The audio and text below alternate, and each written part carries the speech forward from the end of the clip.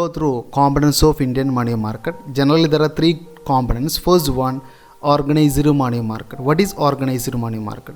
Organized money market are those money market which have an organized structure, which have a system. Okay, these market have a standardized and systematic rules, regulations, and procedures to govern the financial dealings. Okay, generally this market is governed by government and Reserve Bank of India. Okay, this is organized money market. And another component is unorganized money market.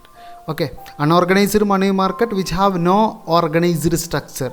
Okay, it consists of indigenous bankers, money lenders. Okay, which is not organized, and RBI has taken necessary steps to regulate such a type of institution. Okay, another one is sub-market.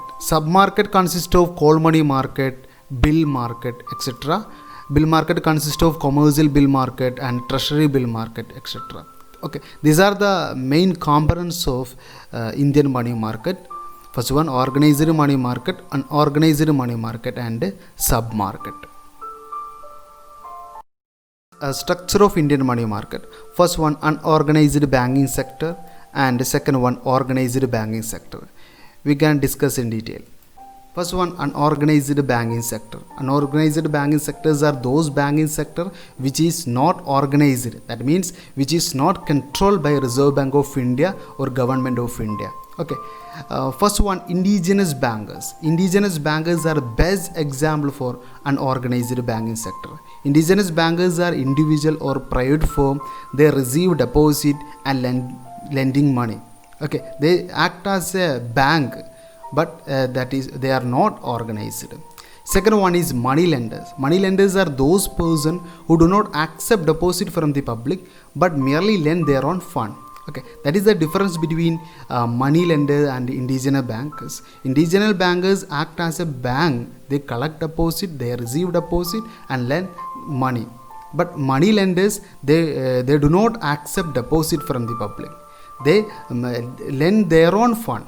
Okay, that is the difference between money lender and indigenous bankers. Next, organized banking sector. Organized banking sectors are those banking sector which have an organized structure, which means which is controlled by Reserve Bank of India or Government of India or any other state government. Okay, that is organized banking sector. We can go through some example for organized banking sector. First one, Reserve Bank of India is a organized banking sector. State Bank of India, another nationalized bank, private sector banks, cooperative banks, regional rural bank, special institution like LIC, UTI, IDBI, SFCs, NABARD, etc. These are the best example for organized banking sector.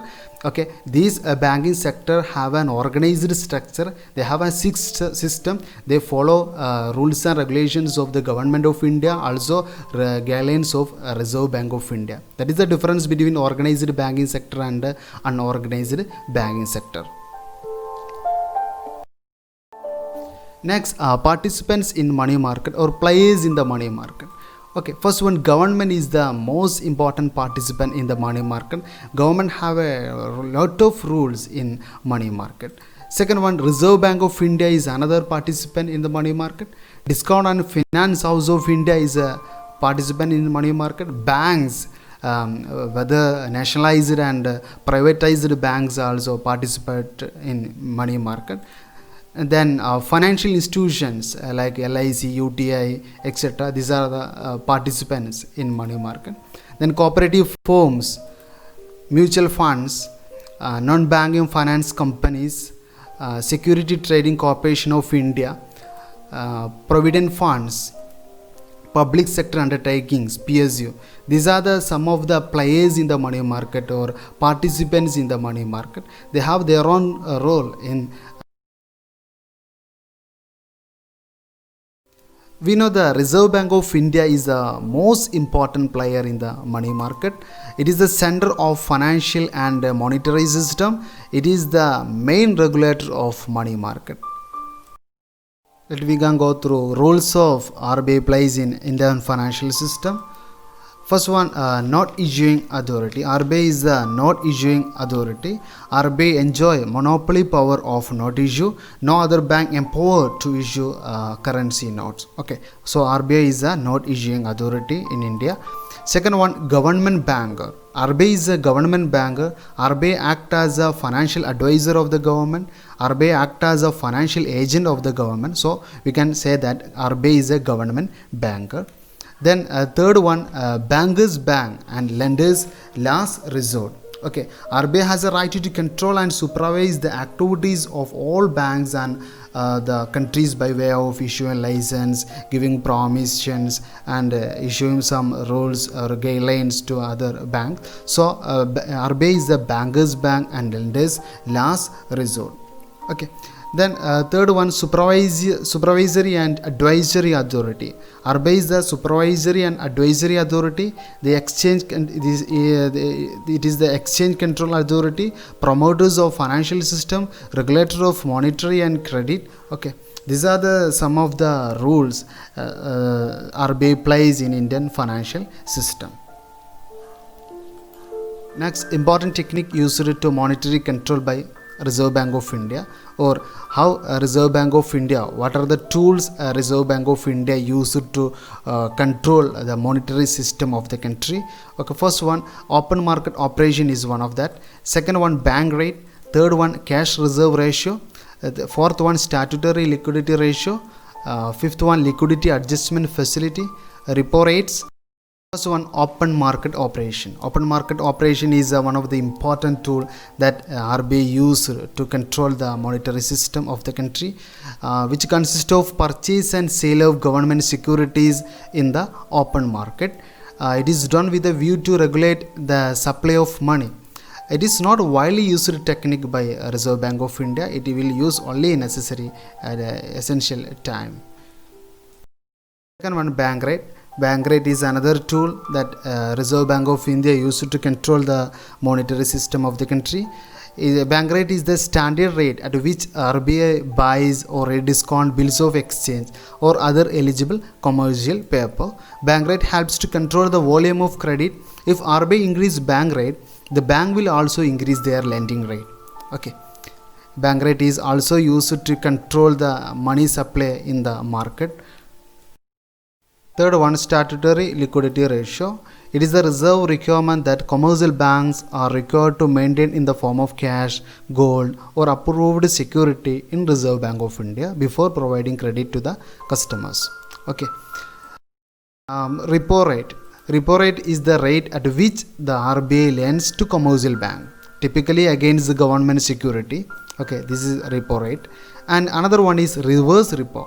Reverse repo rate is the rate bank charges on funds they invest in government security with the RBI. Okay, repo rate is charged by RBI, but reverse repo rate is charged by the commercial bank. Okay, that is the difference between repo rate and reverse. Then liquidity adjustment facility. It was introduced by Reserve Bank of India during June 2000. Okay, in order to ensure smooth transition and keep pace with technological upgradation. Okay, it is a new term. Okay, the fund under liquidity adjustment facility are used by the banks for their day-to-day mismatch in liquidity. It is a tool used to monetary policy that allows banks to borrow money through purchase agreement with external party. This is a liquidity adjustment facility provided by Reserve Bank of India. We can go through importance of money market. First one, development of capital market. Developed money market is very essential for the smooth development of capital market also. Second one, financing trade. Okay, money market provide finance to the traders also. Then third one, financing industry. Money market provide short-term and short-term and medium-term loans to the industry also. Then fourth one, helps and commercial banks. Okay, commercial banks can temporarily invest their surplus fund in easy realizable security. They can release their funds quickly at any time they need. Okay, so it is very helpful for commercial bank also. Then fifth one, helps in central bank. Okay, existence of a developed money market is very helpful for the central bank also. Then sixth one, guide and helps government. Okay, money market helps and money market provide so many guide to the government. And the seventh one, encourage savings and investment. Money market attract the investors to invest fund in short term and medium term security, so it will help for encourage savings and investment of the public. These are the some of the importance of money market.